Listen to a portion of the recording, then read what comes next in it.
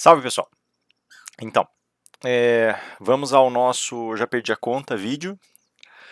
Não sei se é o décimo ou 11º, não faço ideia mais, galera. Eu acho que é o 12º, na verdade. E nesse 12º vídeo, nosso penúltimo vídeo, né? Essa conta tá feita aí, mas nosso penúltimo vídeo, eu queria terminar de conversar com vocês sobre aquilo que a gente começou a conversar na sessão passada, que era a questão das tecnologias e relações de trabalho. Vou tentar fazer aí um vídeo de mais ou menos 1 hora, né, aquela coisa que a gente já tinha combinado, né, vou contar o tempo para 50 minutos a 1 hora e a gente entra às 8 da noite para o nosso debate tradicionalíssimo. Tá? O que eu gostaria de... Queria retomar, né, na realidade, que eu gostaria de começar a discutir com vocês é primeiro fazer a retomada, né, do que a gente tinha discutido na sessão passada, e a gente tinha comentado que a possibilidade dos avanços tecnológicos ela pode ser entendida, ela pode ser perscrutada, ela pode ser... Deixa eu ajeitar aqui o fone, só que tá... Ela pode ser perscrutada e explorada sob distintas formas, né? E ela pode, por conta disso, trazer benefícios muito diferentes no que diz respeito a, a, as nossas relações de trabalho. A gente viu que o trabalho ele pode ser reformado nesse sentido, tendo a tecnologia como uma espécie de prolongamento cognitivo, como uma espécie de processo de automação das nossas próprias atividades, e por isso ela pode servir como um processo de facilitação técnica para essas atividades. Mas a gente também viu que ela pode servir e acaba servindo como processo de substituição em muitas áreas, e a gente começou a discutir mais ou menos como esse processo de substituição aconteceria, que ele não seria, mais ou menos como falavam os mitologemas tecnológicos dos anos 90, uma substituição uniforme, né? Ela teria variações, cada área teria uma tendência, uma precipitação maior para ser substituída, para passar por um filtro de substituições, né? Principalmente áreas que envolvem o trabalho no sentido mais mecânico, mais repetitivo, elas já tenderam a uma substituição quando a gente falou sobre a questão da automação dos processos, mas agora a gente passa a ter certas linhas de trabalho intelectual, principalmente trabalho intelectual quantitativo, que passam a ser mais vividamente substituíveis, né? Trabalho de cálculo, né? Esses trabalhos que envolvem cálculo, que envolvem certas esferas dedutivas mais especializadas, que envolvem procedimentos que podem ser repetidos aí em algoritmos, né, padronizados, elas ainda têm uma tendência bastante forte à substituição, ao passo que outras esferas que são mais humanas, então, por exemplo, a esfera educacional, a decisão judicial em sentido próprio, apesar de haver vozes contrárias à decisão judicial, aí vai depender muito do autor e da opinião, né? Então, esferas como, por exemplo, o tratamento psicológico, o tratamento de transtornos mentais, diagnósticos médicos, né? Apesar da gente já ter máquinas aí que tem um diagnóstico, comentei com vocês, tem máquinas que fazem diagnósticos médicos mais rápidos e talvez mais precisos que os próprios profissionais de saúde, a gente ainda teria aqui a ingerência humana, principalmente os empreendimentos artísticos, né? Teriam pelinho. Aí. Teriam uma atribuição aí talvez mais humana mesmo, teria um encargo mais humano que não seria alcançável, aí não seria atingível pelas máquinas num horizonte possível, né? A gente não tem, na realidade, a gente nem sequer pode trabalhar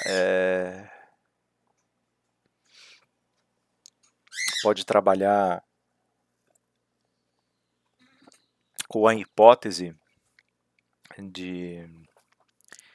de um horizonte visível, né? No que diz respeito a essa capacidade de apropriação artística pela máquina, ainda que haja vozes contrárias, eu já comentei isso com vocês no vídeo passado também, mas eu particularmente me alinho, estou mais alinhado com aqueles que acreditam que não há possibilidade, né, há a possibilidade de você criar uma reprodução artística, de você criar uma simulação do processo de arte. Quem diria, né, uma simulação das representações, uma simulação das simulações. Há a possibilidade de você criar um semblante do processo artístico, mas não o processo artístico em si ou por si. Né? E aí a gente tem, evidentemente, com isso, eu tinha insistido muito nesse ponto, um estreitamento daquilo que nós chamamos de experiência humana, para que essas transformações se tornem mais amplas possíveis, para que elas sejam mais automatizadas possível, né? A gente acaba restringindo aquilo que nós entendemos por humano, de modo que a gente consiga comportar no universo dessas relações talvez aí um conjunto de expressões que nós possamos entender como expressões humanamente equiparáveis, né? Basicamente, a gente está preparando o terreno para chegar, e esse é o meu ponto principal, desde que eu comecei a falar um pouco sobre essa questão da fetichização do maquínico e por aí vai, né? Nós estamos sempre preparando o terreno de modo que nós possamos justificar os nossos sonhos mais selvagens, de que nós efetivamente conseguimos construir esse outro maquínico, né? Particularmente, eu não vejo como, como uma forma ou como uma leitura possível, né? Como uma leitura adequada. Eu acho que existe aqui, evidentemente, um fenômeno a partir do qual a gente está construindo a possibilidade de realização dessas expectativas basicamente oníricas, dessas expectativas simbólicas, né? E a gente está fazendo isso pelo avesso, a gente não está conquistando a dimensão simbólica em sua plenitude, no sentido de criar algo que existe enquanto humano também, mas a gente está reduzindo o humano para dizer que o humano foi recriado, né? E eu estou concentrado nessa questão, nessa informação, porque é por aqui que eu gostaria de começar hoje. Eu queria recuperar algumas das informações, algumas informações aqui coincidem um pouquinho por conta do tema consumo que eu acoplei aqui, já vai ficar claro por que eu acoplei.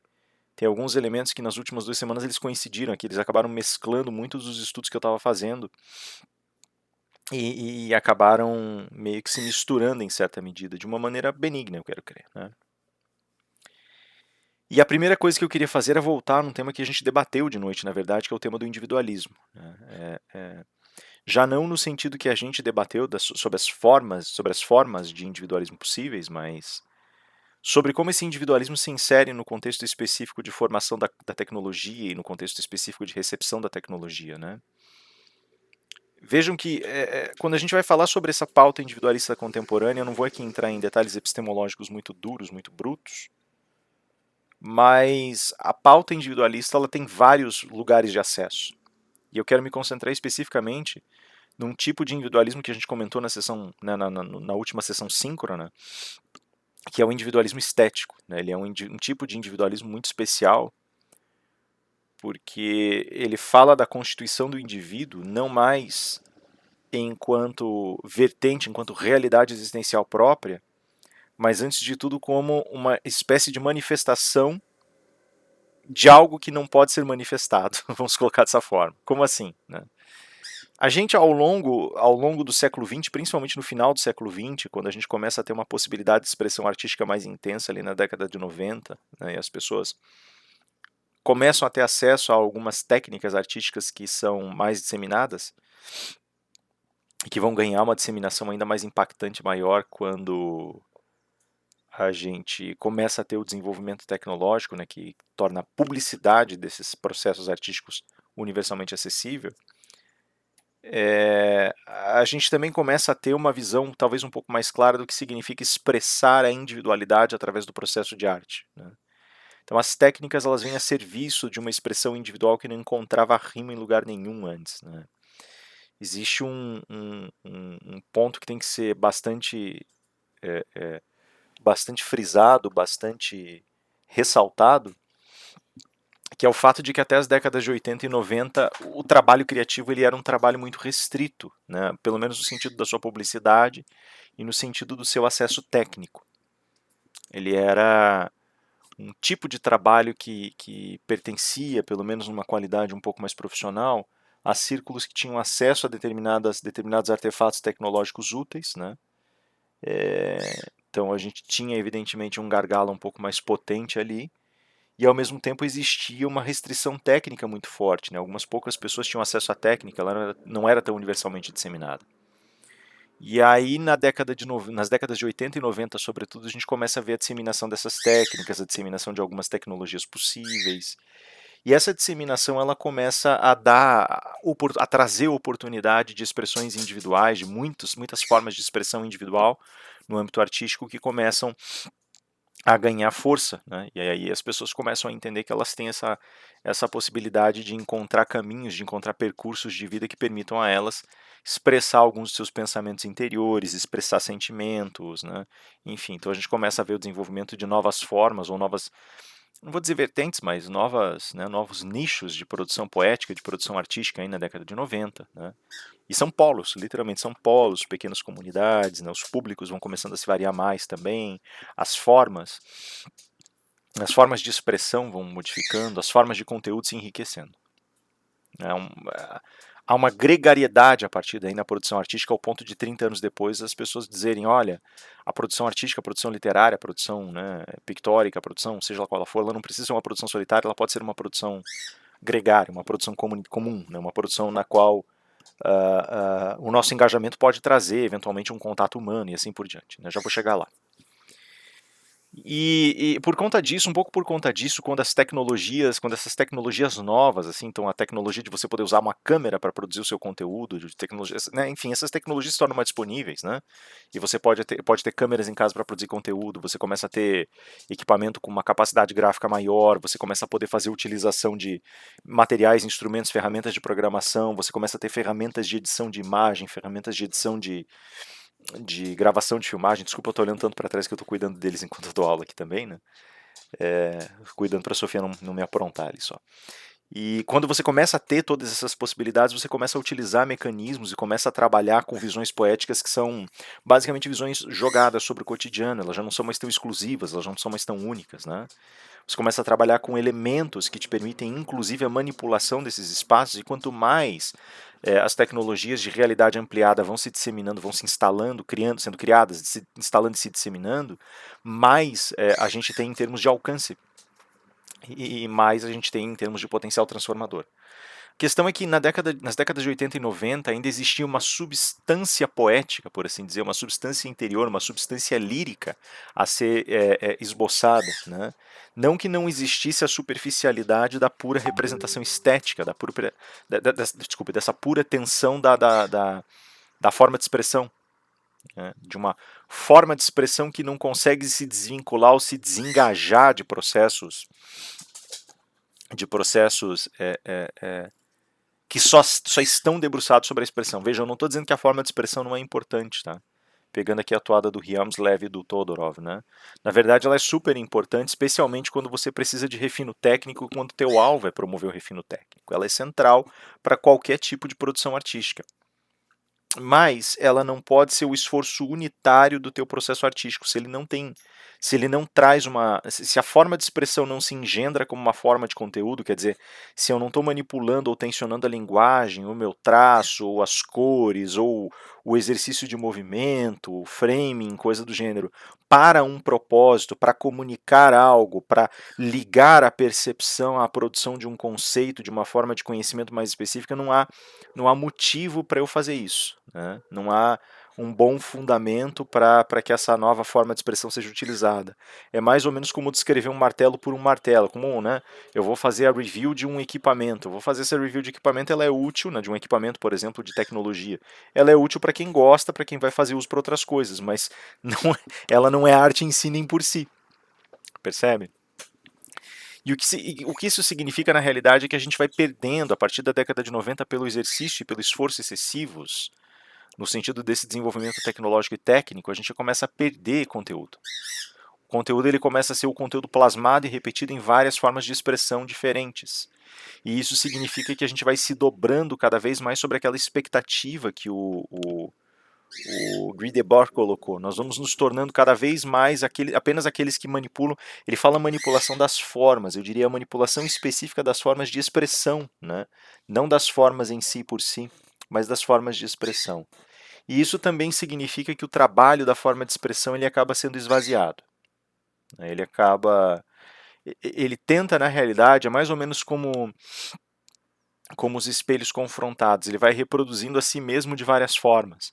Ele vai se reangulando, se rearticulando, mas sem que ele tenha um trabalho substancial, ele está tentando gerar substância. Tem uma passagem do livro do Dao, né, do Dao Te Ching, que fala assim, desculpa, eu não vou, não vou saber pronunciar direito, né, mas ele fala assim que 32 raios se encontram no centro de uma roda. Ele vai dizer isso demonstra o funcionamento da carroça. Só que esses raios que estão lançados para o vazio, eles também demonstram o funcionamento da existência. São vários lugares de encontro que se lançam para o espaço vazio no centro, e no espaço vazio eles criam a ilusão de que há algo.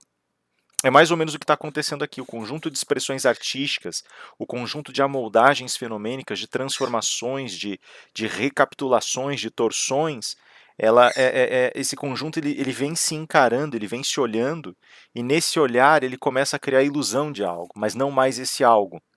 Não existe nesse sentido, e esse é o ponto do individualismo estético. O individualismo estético ele surge nessa toada. Ele já não existe enquanto expressão de algo, ou enquanto uma expressão propriamente dita, de um conjunto de valores ou de um conjunto de estruturas ou condições ontológicas, mas existe apenas como rearticulação e reexpressão do estético. Né? E a deflagração disso acontece na década de 90, porque existe, me parece, ali uma grande separação, né? Uma grande a formação de uma grande dicotomia, em que, por um lado, a ousadia estética tenta traduzir determinados conteúdos e, por outro lado, essa mesma ousadia estética passa a promover graduais denúncias do vazio da forma de expressão naquela época. Só que esse vazio da forma de expressão ele cria tantas reverberações que a crítica passa a ser sempre crítica sobre a forma de expressão. Então aqui você tem a emergência desse movimento do esvaziamento ontológico, e aqui você tem uma ontologia que vai recrudescendo cada vez mais, e como crítica a esse outro movimento só tem condições de se tornar arredia à apropriação das formas de expressão. Então você tem toda basicamente você tem um ramo que não se comunica e outro ramo que, por se comunicar demais, só sabe se comunicar. Tá? Cara, isso é expressão.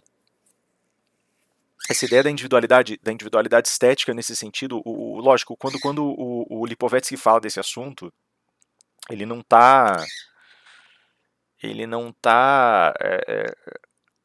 tentando estabelecer ou exercer esse tipo de repetição, né, de repercussão ou de repetição.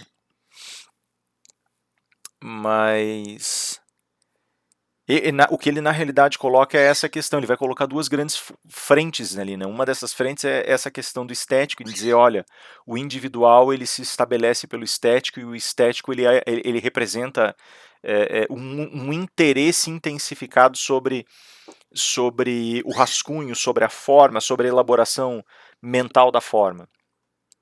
Então ele vai falar, ele recupera, inclusive, quando ele vai falar sobre isso, os velhos cadernos, os primeiros cadernos lá em 1600, né, que demonstram o interesse da nobreza pelos primeiros traços de vestimenta na época, né, pelas roupas, né, por esse... então, o que se chamava lá de cadernos de desenho, né, cadernos rascunhos de desenho das roupas, né, da nobreza e tal, e esses cadernos eles começam a virar objetos de interesse, as pessoas querem agora olhar. Você querer se envolver com o processo de feitura de algo é uma coisa muito interessante, porque existe uma estética da feitura, né? É você olhar o objeto pronto, mas é você olhar também o andaime que constitui o objeto. Então ele representa duas, né, nesse sentido tem dois braços ali que o Lipovetsky suscita. Ele fala, olha, primeiro tem essa questão da forma e do empenho para a forma, do trabalho da forma, desse mecanismo repetido de expressão e de debruçar-se sobre a forma. Depois tem essa fetichização do objeto, né? O Bauman também vai recuperar isso. Existe uma fetichização do objeto, uma fetichização do consumo, uma fetichização da coisa, né? Aí um termo que ele diz assim, muito bem recuperado do Bruno Latour, né? Essa fetichização. E o que acontece aqui é justamente isso. A gente tem esse processo, esse primeiro processo, que é um processo de engenharia reversa e reengenharia do objeto pelo próprio usuário, pelo próprio interessado, cria-se a cultura do objeto, né? Mas ao mesmo tempo você tem do outro lado um lugar de encontro desses indivíduos que estão colocados nessas sociedades, que é um lugar de encontro do consumo do objeto e através do objeto, né? Eu devo ter comentado com vocês já, por exemplo, teve um documentário antigo já, que fazia uma comparação entre os estilos de vida dos japoneses e dos cubanos, e mostrava como eles eram opostos, né? Então, o cineasta ele mostra, por exemplo, que o cubano ele sabe, como o cubano tinha uma exiguidade de recursos muito grande, ele usava muito o corpo para sobreviver. Então a dança, o movimento, a maneira, o traje expondo um pouco do corpo, né? Essa questão da exposição do corpo ao sol, a fala, o olhar, tudo era muito diferente. O toque, né, que era uma coisa muito mais fisicamente próxima. Em japonês, não. Na época que ele faz, ele é 90 e poucos também, quase 2000, né? O japonês não, o japonês ele se comunicava através de props, então era uma época em que estava muito disseminada aquela brincadeira do japonês comprar aquele sangue artificial e chegar no emprego com faixas e o sangue artificial dizendo que havia sofrido um acidente para brincar com os outros e daí todo mundo dava risada e tal. E coisas caras, assim, o próprio era caro, mas o recurso valia a pena porque era o canal de contato humano, era o contato de canal, o canal de contato humano, desculpa, através do jogo, da casa de jogo, daqueles jogos de dança, do arcade, né, do jogo eletrônico, do karaokê, então sempre a máquina ou o objeto entre os indivíduos. O Lipovetsky ele vai mais longe e fala assim, na realidade o que acontece é que nós todos nos encontramos no lugar do consumo, né? Porque todos consumimos, todos somos iguais, né? O Bauman vai mais longe ainda e fala, eu consumo, logo existo, né? Falando nessa questão da inversão entre sujeito e objeto cartesianos, dizendo nós nos tornamos, é o ponto que eu quero chegar, nós nos tornamos objetos cartesianos, ele vai dizer eu consumo, logo existo. Né? E ainda dá para dizer mais, né? Eu sou consumido, logo existo. Em outra paráfrase, né? Então a questão do individualismo estético ela acaba reforçando um pouco esse processo todo, né? O individualismo estético ele basicamente ele ganha força e traz essas duas dimensões, né? Por um lado, a dimensão desse indivíduo de consumo e indivíduo para o consumo, né? E por outro lado, a fetichização do objeto, né? Em grande parte porque as dimensões inapreensíveis, isso é interessante, as dimensões inapreensíveis pelo mercado e pelo consumo, elas saem obscurecidas, elas são nubladas por todo um conjunto de relações mais amplas. Aí, né? Me parece que esse não é necessariamente um processo que surge pela tecnologia, eu acho que ele é exacerbado pelo movimento tecnológico. Mas em toda a capacidade, todas as vezes ao longo do século XX, em que nós vimos, em alguma medida, a, a, talvez a questão do controle econômico preconizado e estabelecido pelo capitalismo, a gente também viu em certa capacidade essa dificuldade, a gente enxergou a emergência dessa dificuldade, que faz com que nós arrastemos as nossas preocupações existenciais para um campo em que elas se tornam basicamente invisíveis. Né?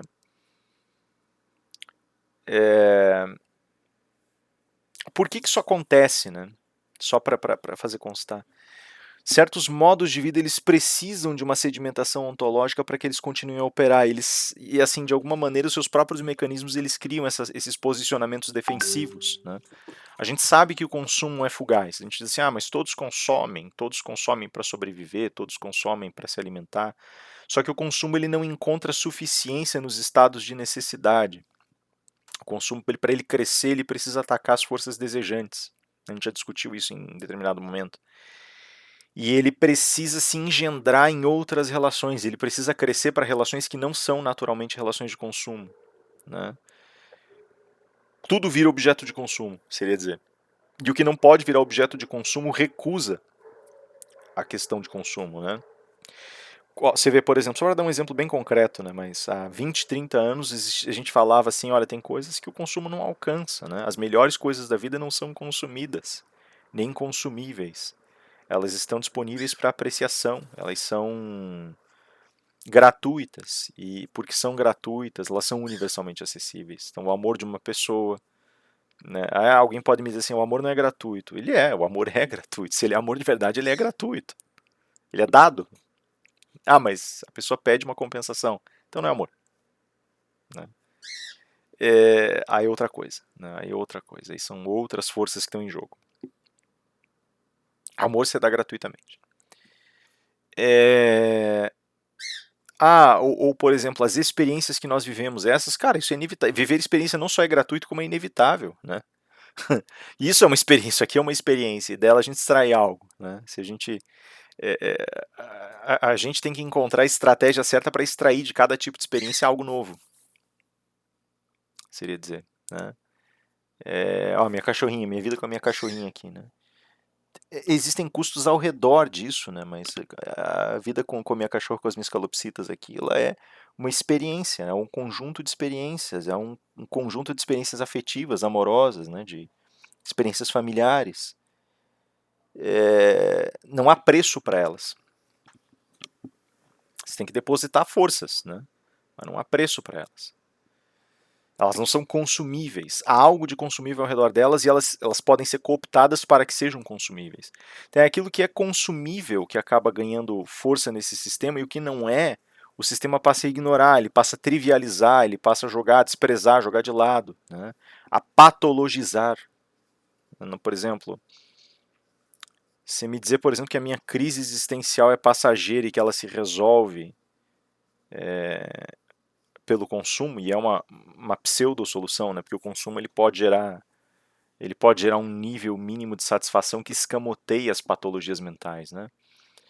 Isso é uma forma de desprezar o problema real, que é curar a patologia, descobrir por que a patologia está lá, desenraizar o problema e desfazer o problema, desfazer o mal, né? Então, os conjuntos estratégicos que a gente tem aqui, eles estão mostrando gradualmente que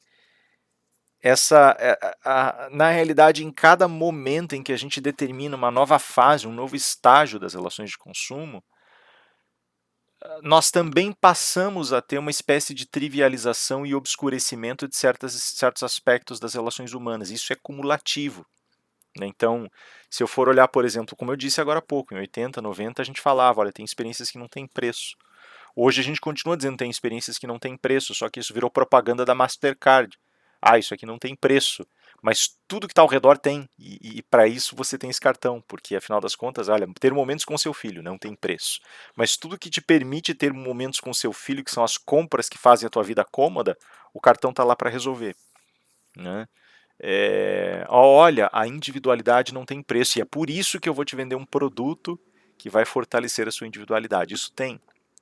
Tá? Não estou querendo fazer discurso anticapitalista, estou querendo mostrar um olhar existencial sobre essa questão.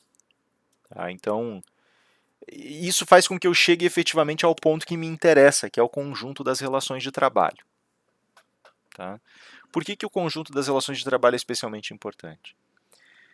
A relação de trabalho, ela traz alguns complicadores. Ela sempre foi entendida, né? Pelo menos ao longo do século XX ela foi entendida, como sendo como operando dentro de um circuito que capacitava o indivíduo para o consumo, porque permitia a esse indivíduo captar recursos. Então ele precisa trabalhar, né? A gente vai ver lá que na raiz das relações de trabalho, alguns dos movimentos críticos que a gente estuda, eles vão dizer, olha, o trabalho na realidade ele substitui a escravidão porque a escravidão não consome. E no modelo que se forma, que é um modelo de produção da máquina, né, que precisa ser conservado, imortalizado para continuar produzindo para gerações futuras, você precisa de gente que continue a consumir. Para consumir, você precisa de recurso. E a escravidão não gera recurso para o escravizado. Então, ele não pode ser mercado consumidor, né? Então, você vai tentar encontrar, você vai achar estratégias para alimentar esse teu mercado com recursos para potenciais situações de consumo futuro. Tá bom, né? Então o trabalho começa assim, só que ele vai se subvertendo mesmo sob esse olhar ao longo do século XX, e essa subversão ela começa a mostrar que há algo mais por trás disso, né? A gente estava discutindo ali, o Aurélio comentou, se não me engano, numa das sessões, ele dizia assim, nós nos exploramos a nós mesmos, né? Foi o termo que ele usou, foi a expressão que ele usou. Eu falei, por várias razões, né? Tinha comentado alguma questão informacional. Eu avançaria agora, gostei muito dessa observação, acho que ela é mais complexa do que eu tinha compreendido antes, então agora eu completo minhas observações sobre o que o Aurélio falou. E aí ele vai me dizer depois se ele concorda ou não, depois ele me conta se ele concorda ou não. E se vocês concordam também ou não, quero que vocês me contem aí quando tiverem oportunidade, né? Mas se a gente parar para pensar bem, a questão do trabalho ela também envolve uma racionalidade autoexploratória. Não porque eu vá trabalhar para consumir, para ser explorado duplamente em meu trabalho, não é isso. Muito embora isso também esteja presente, mas agora, mais especificamente, porque o trabalho me torna objeto de consumo. E esse é o ponto, né? Então agora a gente chega no ponto que o Bauman colocou. Ele fala que o consumo líquido ele vira consumo de todas as coisas, né? Então, a partir do momento em que existe essa cooptação de relações que não eram relações de consumo para que elas se tornem relações de consumo, tem coisas que você nunca sonhou que seriam consumíveis e agora passam a ser, né? Então, eu acho interessantíssimo esse aspecto pelo seguinte, se a gente parar para pensar, por exemplo, sempre disseram assim, conhecimento é uma coisa que não tiram da gente, que é conhecimento é de graça. Não exatamente porque você tem toda uma cadeia de relações de consumo ao redor da produção do conhecimento. Está aqui, né? O ensino pago, por exemplo, é uma delas, né? O ensino pago é uma dessas cadeias relacionais. Então, tá aí um exemplo, né? Mais do que isso, quando você vai falar, por exemplo, sobre como você trabalha e como você se expõe para o universo do trabalho, existe uma canalização de esforços e um trabalho da forma de expressão que tenta de alguma maneira cinzelar certos conteúdos, destacando alguns aspectos e deixando outros de lado, né? Então as pessoas e esse discurso ele começa de uma maneira muito inocente. Você precisa separar sua vida pessoal da sua vida profissional. Que falta de profissionalismo levar isso para o âmbito pessoal. Todas as experiências são pessoais. O que as pessoas podem estar querendo dizer com isso é você não pode se deixar levar por seus sentimentos enquanto você trabalha. Você não pode se deixar levar pelos seus sentimentos nunca. Seus sentimentos são os piores conselheiros que você pode ter na sua vida. Eles não podem, aliás, conselheiros não, mas governantes, né? Conselheiros eles são muito bons, governantes eles são péssimos. Se você for governado pelos seus sentimentos, você vai criar destruição na tua vida que é irrecuperável. Mas você sempre tem que ouvir o que os teus sentimentos te dão, mas filtrar esses sentimentos por meio do exercício da razão, é a tua natureza. Eu não estou colocando autoajuda aqui, isso aqui é a natureza humana.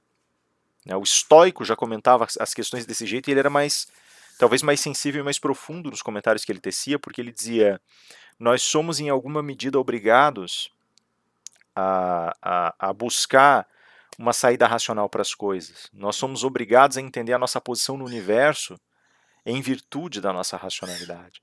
Não significa que não devamos sentir as coisas, o sentimento continua lá. Só que ele não fala só de sentimento, ele vai falar de algo muito mais profundo, ele vai falar de patos, né? Eu já tinha comentado isso com vocês lá atrás, nas sessões de filosofia. O patos ele vem ligado a essas potências pulsionais. Então é um lugar, patos é um lugar em sentido filosófico, muito mais profundo do que o lugar emocional. Ele é a raiz da emoção, né? Você pode ter, por exemplo, uma série de representações e fantasias, estados emocionais e sentimentais construídos com base nisso, mas o pathos é aquilo que está enraizando essas emoções na tua alma. Se você sente raiva, o pathos está respondendo a pergunta: por que você sente raiva nessa situação? Pathos é isso, né? Então, a emoção, na realidade, é um eco, é uma reverberação distante do pathos. E o estoico vai dizer, olha, o pathos ele não pode te controlar. O pró-pathos, que é esse pathos bruto, ele não pode te comandar, mas ele nunca vai deixar de estar lá. Então você tem que filtrá-lo e entender como ele opera no mundo para você transformá-lo em eu pathos. E aí você vai ser conduzido. Sem pathos você não age, né? Porque você não tem... Não tem... Não tem estímulo, né?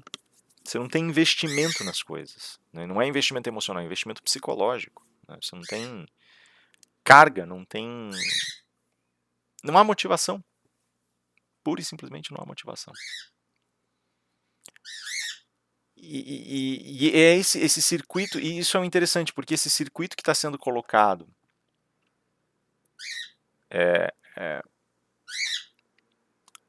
pela figura estoica, que está sendo deposto pela figura estoica, ele também representa em alguma medida esse lugar do inatingível, né?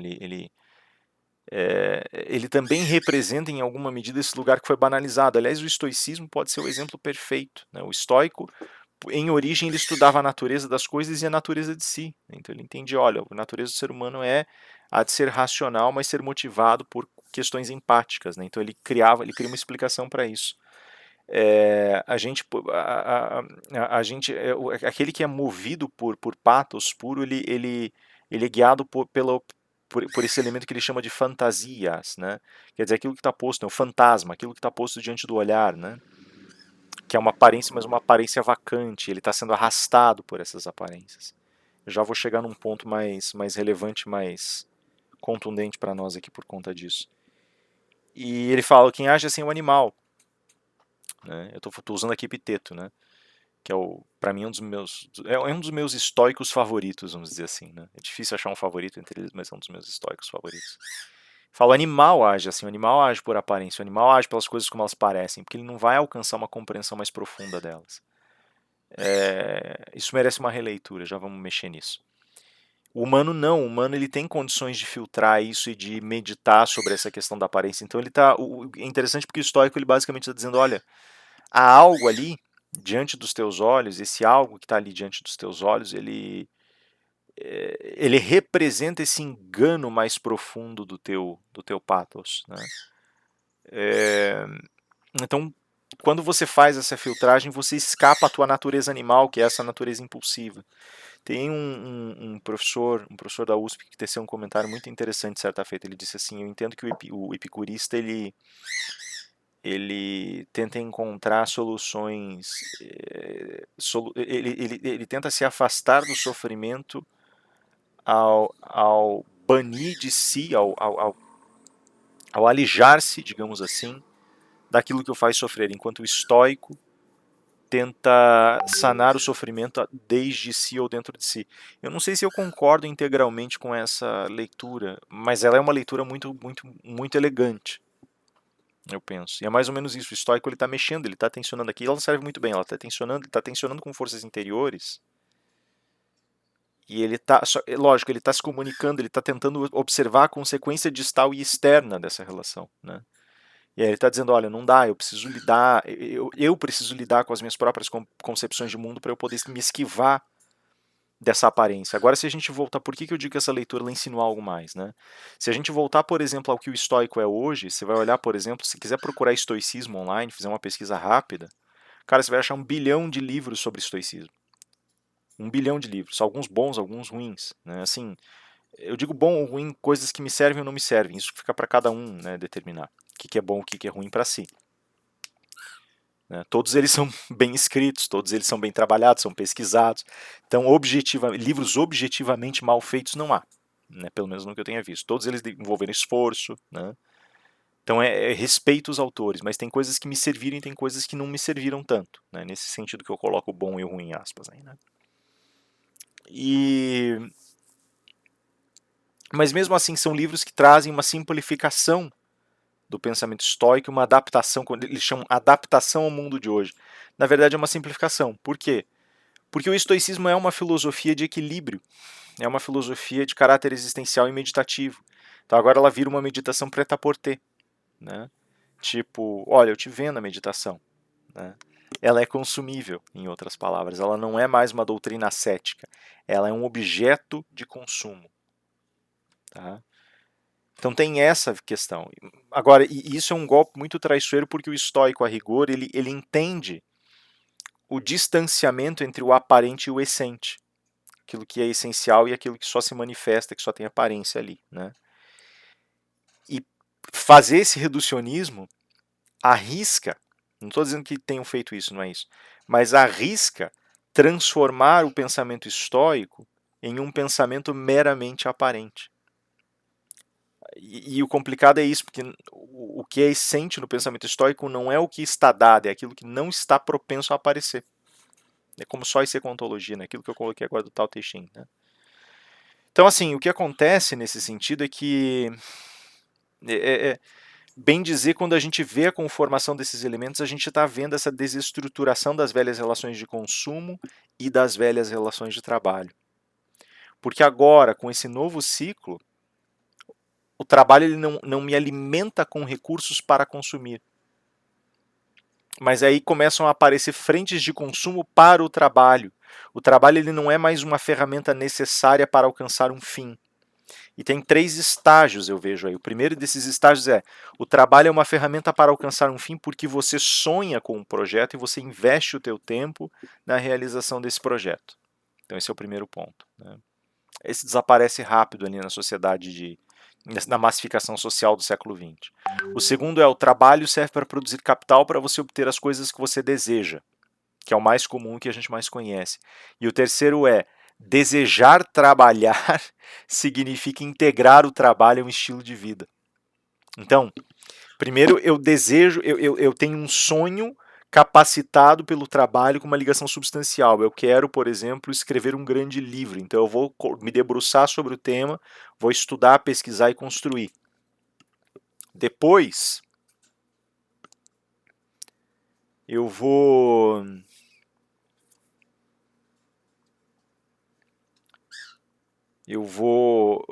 passo, por exemplo, um segundo estágio, e nesse segundo estágio eu começo a trabalhar para obter coisas que não estão correlacionadas ao trabalho, mas que eu desejo. Então aí já começaram a me vender os estilos de vida. Eu trabalho para ganhar o carro, para comprar o carrão, eu trabalho para, né? Não estou criticando quem faz, não é isso. Estou tentando descrever um sistema aqui, né? Trabalho para construir a casa dos meus sonhos, mas a casa e o carro e o trabalho eles não têm uma ligação substancial. Não é a pesquisa para o livro, por exemplo, né? Não é o cultivar a terra para ver a terra plantada. Tem um distanciamento, né? Existe um outro processo, um processo de realienação, digamos assim, nisso, né? Eu sou alienado do mundo quando me entrego para o trabalho é alienado de seu propósito. Então ele fala assim: ah, não, a mente do trabalhador é alienada do resultado final, né, como diziam os frankfurtianos, eu iria mais além. O trabalho é alienado de seu fim. Né? Não é a mente do trabalhador que é o problema puro e simples, não. O problema também está no trabalho e na alienação do fim do trabalho. E aí tem um terceiro momento em que eu já não, o trabalho ele deixou de ser um instrumento para um fim e passou a ser o fetichizado. Ele passou a ser parte integral do estilo de vida. Né? Mas o que isso tem a ver, Rafael? Por que você está colocando isso? Porque nesse momento o trabalho se tornou uma relação de consumo, ele ingressou também. O trabalho ele é um consumível. Eu preciso trabalhar porque eu preciso de recurso. Mas por que você não trabalha na coisa que você mais deseja na vida? O trabalho é desejo de si mesmo, o trabalho é objeto de seu próprio desejo, seria dizer. Isso é ruim, é bom? Não sei dizer, cara. Porque, de novo, eu não estou fazendo juízo moral sobre a questão, eu estou simplesmente descrevendo o que eu estou vendo. Né? Ah, eu quero trabalhar. Então, por isso eu não critico. Eu sempre quis trabalhar como professor e eis-me aqui. Então, isso para mim é desfrute do desejo. É bom, é ruim? É bom porque eu fico feliz fazendo. Mas é complicado porque. E o que vem depois? Né?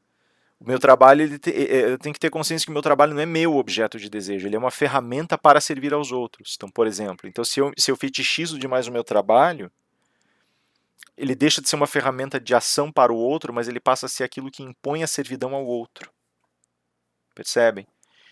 Então eu não sei dizer assim, tem como em tudo nessa vida, tudo é ambivalente, né? As grandes questões da vida são sempre ambivalentes. Está aí mais um episódio da ambivalência da vida, né? Que nós podemos colocar. Né? Essa ambivalência que é a ambivalência do trabalho. Mas a gente pode ir mais além agora e pensar da seguinte maneira, né? Além de existir essa questão da fetichização do trabalho, começam a se formar ao redor desses elementos fetichizados do trabalho também os elementos para atingir o fetichizado. Então, como assim? Né? A relação de trabalho ela pode virar alvo, nesse sentido, de ferramentas que te levam a trabalhar. Eu estou abismado, por exemplo, veja, aqui já não é mais uma questão de fetichização, é uma questão de necessidade. Tá? Então eu vou virar um pouco a chave aqui. A gente sabe que durante a pandemia muita gente, infelizmente, não teve como não foi mantida em empresa, saiu e assim por diante. Agora eu quero que vocês pensem, por exemplo, no significado disso quando você tem lá profissionais de recursos humanos, e não estou achincalhando também os profissionais, não é isso, mas tem profissionais de recursos humanos, pessoas que saem para vender cursos para ensinar a pessoa a montar currículo, para ensinar a pessoa a procurar emprego, para ensinar a pessoa a vender a própria imagem. Estou dizendo que é ruim, pode ser muito funcional, né? E até aí está prestando um serviço muito legal, porque tem pessoas que não estão conseguindo encontrar colocação e podem encontrar colocação a partir daí. né? Podem se especializar e podem, né, podem especializar seus esquemas de busca e podem encontrar um, né? Agora, eu iria mais além. Então, o Rafael, por exemplo, ele está nesse emprego, mas ele quer um mais, um maior, ou coisa que o vale. Então, alguém vem e começa a educar o Rafael para ele, assim. É ruim? De novo, não sei se é ruim. Vai que isso é o necessário para a ambição.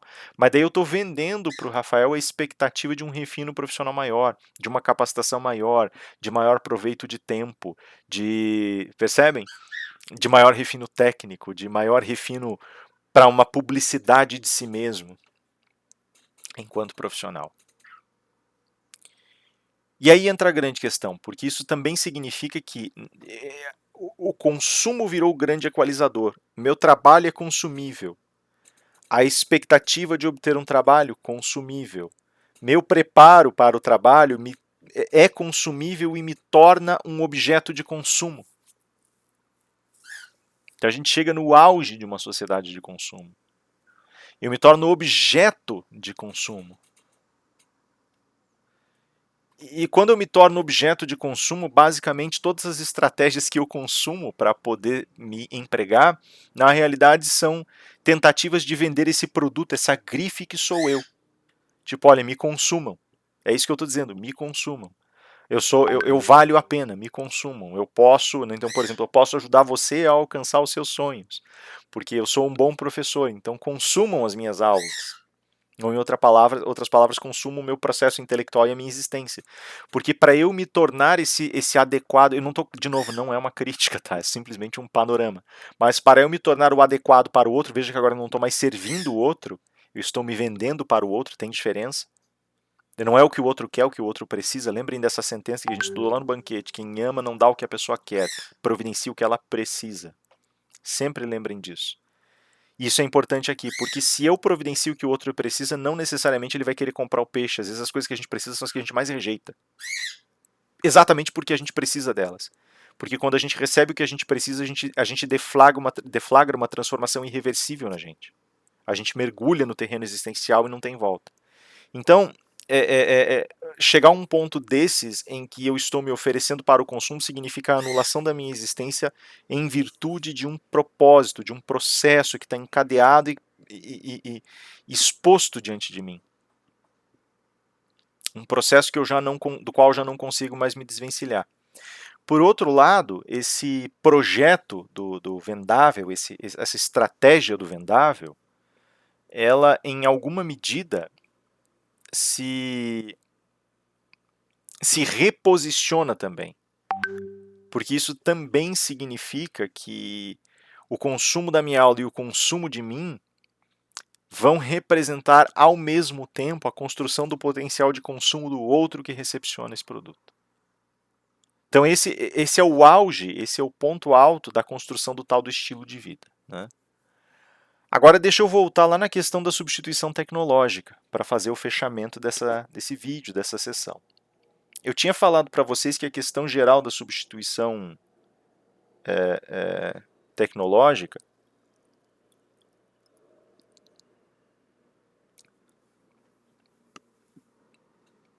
ela traz algumas hipóteses, né?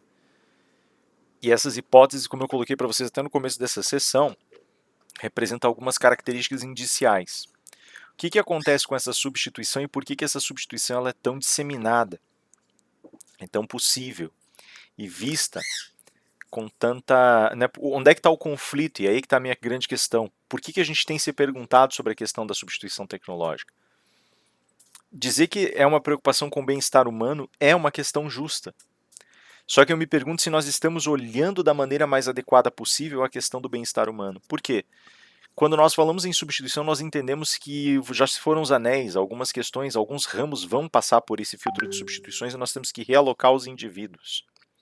Essa realocação, ela mostra que esses indivíduos já foram reificados. Cogitar substituí-los e não entender que nós podemos estabelecer o termo geral de um avanço tecnológico no âmbito da produção, significa dizer que eu já reifiquei o indivíduo. Significa dizer que o indivíduo existe para o processo produtivo e não o contrário. Vocês vão me dizer assim, mas a população mundial cresce e com seu crescimento é necessário expandir a produção. é necessário expandir a produção em certos âmbitos, não em todos os âmbitos. Também é possível, e essa é uma mentalidade muito mais difícil, né, de você agregar, também é possível que você alargue o alcance e a capacidade de fomento e instrução dos teus recursos com uma redução ou com uma conscientização a respeito dos teus usos, dos teus gastos, dos teus, né, do teu consumo, através de consumo consciente, através de uma redistribuição de recursos. Mas há caminhos, e o caminho escolhido foi o caminho da substituição, para incrementar as esferas produtivas, né? E nem sempre em benefício de todos, isso é que é o pior, né? Se fosse uma preocupação humana, seria em benefício, mas nem sempre é em benefício. A gente vê que a massificação e a procedimentalização e a mecanização e a digitalização da produção, elas vêm a serviço do consumo, não a serviço, nem sequer a serviço do consumidor, muito menos a serviço de comunidades, né? Ao contrário, usufrui da presença das comunidades. A preocupação da realocação desses indivíduos, da reinserção, é meramente para evitar que exista um esvaziamento das esferas de consumo, para evitar que a mecanização, que a digitalização e a substituição em certos setores do trabalho gerem em outros setores um impacto negativo, porque nesses outros setores o consumo não será mais realizado. Então, ou será realizado de maneira muito mais mitigada, muito mais desacelerada do que aquela com que se exerce hoje. Então tem todo esse universo que está sendo encaixado, mas sempre o indivíduo é olhado sob uma perspectiva estatística enquanto recurso, enquanto massa consumidora, enquanto capacidade de consumo, enquanto força produtiva a ser alimentada, enquanto força produtiva a ser mantida, né? Então você está basicamente transferindo onerosidades. E tem setores, e agora inverte o olhar, né, que por não permitirem essa substituição, se tornam setores mais onerosos, né? Então é necessário, e veja, a gente esquece de olhar, isso é interessante, esses artigos eles esquecem de olhar. A educação, por exemplo, é um setor, todo mundo falou, encheu a boca para falar do tal do Watson, né, como eu falei já para vocês antes, que fingia ser professor e que ganhava partidas de xadrez e consultava informações online, e aí percebeu-se, mas espera, educação não é só informação. Não dá, não tem como. Se você não tiver o fator humano na educação, você não consegue educar, porque tem aspectos, dimensões que ainda são inatingíveis. Virou um setor caro. Isso já está acontecendo faz tempo, né? Vejam, por exemplo, quantas pessoas hoje substituem ou abandonam a ideia de um ensino superior para buscarem treinamento em cursos técnicos especializados ou para buscarem o aprendizado autônomo online.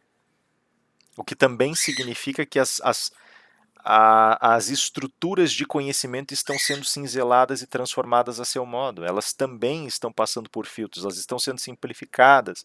Linguagens, ideias, esquemas estruturais estão sendo simplificados, tem dimensões sendo perdidas. É um setor caro. O que acontece com os setores caros? Ou eles se hiperespecializam para virar setores de luxo, ou eles começam a se transformar e a se desmontar também. O setor artístico, por exemplo, ele sofreu esse desmanche e essa disseminação absurda. Então ele virou técnica, técnica, técnica, técnica. Ele é uma técnica sobre a outra, né? E geralmente é técnica ao gosto do freguês, né? É mais ou menos como era a arte na época da Renascença. E o pessoal fala assim, os renascentistas eram gênios artísticos, tal, mas eles não eram... Eles não era o artista temperamental que faz arte e se blinda contra o outro. Os mecenas tinham às vezes mais conhecimento e gosto para a arte do que os próprios artistas. E eles influenciavam ativamente as artes. Você tem um Michelangelo, por exemplo, que fazia escândalo quando tinha que cobrir a nudez dos seus personagens, era uma coisa rara, muito rara. Na maioria das vezes os artistas davam de ombros e falavam, o que você quer eu faço, não tem problema, né? Eles não tinham muita... Era uma relação muito técnica, uma relação profissional muito técnica. Você sabe pintar e você tem a visão de perspectiva, mas eu quero que você pinte tal cena desse jeito, daquele jeito. O Mecenas fazia muita recomendação, era muito comum, né? Então hoje você tem essa questão, de fato existe uma relação de consumo que é equalizadora e a relação de trabalho acaba sofrendo, acaba colhendo aí alguns dos aspectos mais negativos dessa relação, na medida que a própria atividade de constituição, a própria constituição da atividade humana vai se perdendo em virtude desses variados aspectos aí. Beleza, galera? Temos mais uma sessãozinha e nós voltamos para ela então, retomando esse tema aqui, daí seguimos para o encerramento da disciplina, beleza? Eu vou deixar esse vídeo aqui, 8 horas, nós entramos, como eu já disse antes, e é isso, galera. Por favor, cuidem-se, vamos conversando, Deus abençoe, até mais.